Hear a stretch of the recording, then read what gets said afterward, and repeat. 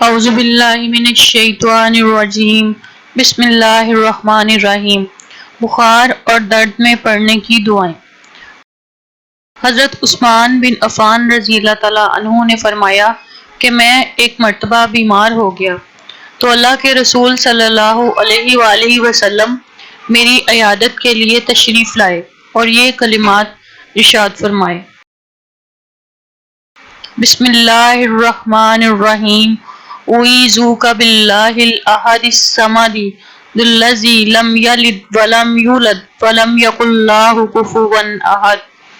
میں آپ کو اس بیماری سے جو آپ میں ہے اس اللہ کی پناہ میں دیتا ہوں جو اکیلا ہے، بے نیاز ہے، نہ اس کا کوئی باپ ہے اور نہ بیٹا ہے، اور اس کا کوئی ہمسر نہیں۔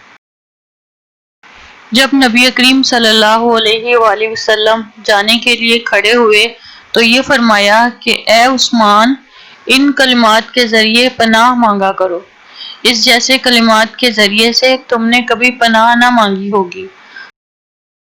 حضرت عبداللہ بن عباس رضی اللہ تعالیٰ عنہ فرماتے ہیں کہ رسول اکرم صلی اللہ علیہ وآلہ وسلم نے صحابہ کو ہر درد اور بخار میں یہ کلمات سکھائے: بسم اللہ الکبیر، اعوذ باللہ العظیم من شر عرق نار ومن شر حر النار۔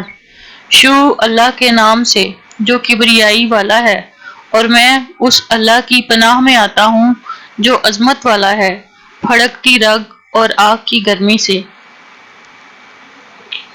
اللہ تعالی ہم سب کی تکلیفیں دور فرمائے، آمین۔